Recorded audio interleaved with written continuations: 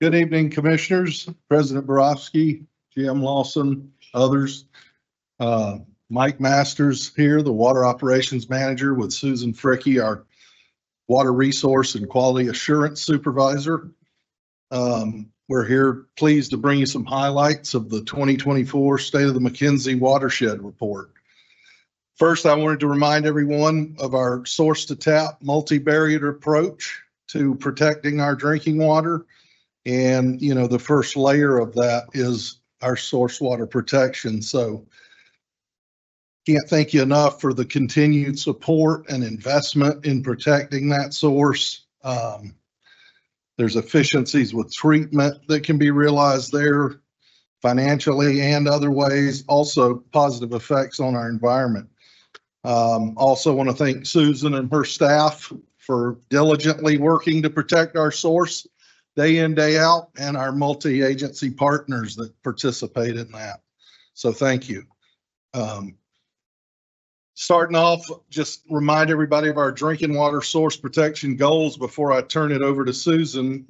We want to work with partners to maintain source water quality, prioritize the benefits to the water treatment and electric generation in the McKenzie watershed, and promote public awareness and stewardship.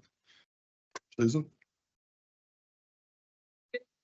Susan Fricke for the record. And here we are. We're going to go into some of the data.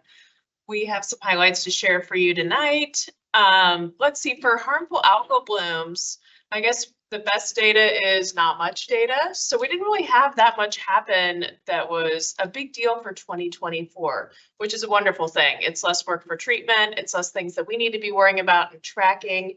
That's good. We did have a fire at Blue River Reservoir that blocked access for a little bit, but we continued to monitor downstream. And then last year, we had that pretty big sample in August of bacteria in some of the urban storm drains, so the stormwater sites. So we've been continuing to monitor that. This year, we've been going out a little bit more regularly, looking at those sites, and we've got some pretty high levels. So, you know, anything above, Frank asked me to talk about when we have concerns, you know, anything above the thousands, anything above 1,000. I'm not going to go into regulations right now, but you wouldn't want like your animals or your kids playing in those kind of things that are high like that, definitely. And while they are a minor contribution into the McKenzie River as a whole, it definitely is a concern, and it's something we want to look at, partially because we want to work with our partners and as part of our Urban Waters program, that if we do have these high levels and we can find the source, we can work on mitigating it with our partners. This has happened before when we found large amounts of canine like fecal material that was in there. And so we worked with City of Springfield. They went out and had people that were going to be able to put more of the pet waste bags out. And so then you did community outreach for that. This year we started doing some of the DNA source tracking, and we just have preliminary info. We'll share more with you next year or later in the year. But it actually looks like the dominant this time is human. And then there's also contributions by bird and dogs as well. But dogs aren't the dominant one that we found yet. But we want to keep looking into it. So we're not done with this one yet. So this is more just preliminary, and we'll come back with more information. We're also going to try to get a little bit of the information about how much of this is that, you know, is it like this much of the water that's contributing? And once that gets into the McKenzie, it might not really, it dilutes out a lot. So it's not such an issue. Some of the highlights around source protection, we installed a permanent continuous monitoring network at Quartz Creek. And so that does not only flow, so does our discharge, but it also does water quality. And why that's really important is that we have that big restoration project that's going to be happening there. So we're getting some pre-data right now. It was a great collaboration with USGS on that. We also updated the emergency response system. And then one of the best things I think that we did this year that I'm really proud of our source water protection folks is we had, of course, the annual spill drill this year. It was up at Finn Rock. That went really well. But we've been working across the region to really help support other programs as well. So David Donahue, one of our staff, went up and presented at the EPA Region 10 spill response workshop, which was great because he's our local expert. And then they also went down, some of our staff went down to Medford and helped them actually set up a response, trying to figure out how they would react to a spill around their intake. And then they also participated in a training as well. So I wanted to highlight that great work because I love that we're able to share our work with other utilities and help make their responses better. For the Pure Water partners, we've been doing a lot of amazing work with the rate fee that you heard about earlier and that Mr. Moll was talking about and that Commissioner Borofsky was talking about. And so some of that work has been with the Pure Water Partnership. As of this year, we'll have planted almost 1 million trees and shrubs, which is great. We've been working with over 230 landowners, which is also amazing. We've got a lot of natural regeneration happening. And what we're doing is we're kind of wrapping up a lot of that holiday farm fire response for the Pure Water partners this year. And so we've done a lot of great work out there. We're going to wrap it up this summer.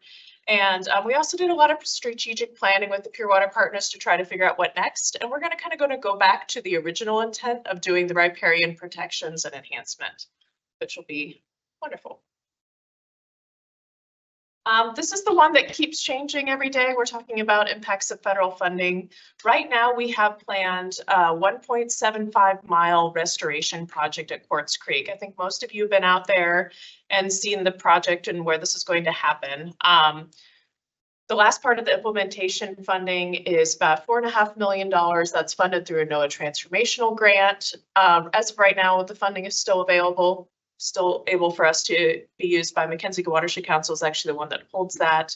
We're hoping that we can implement that project this summer. There might be a pause, a delay. As we all know, there's federal funding uncertainty. Also, some of the project managers for this one have been, that worked for the Forest Service has been terminated.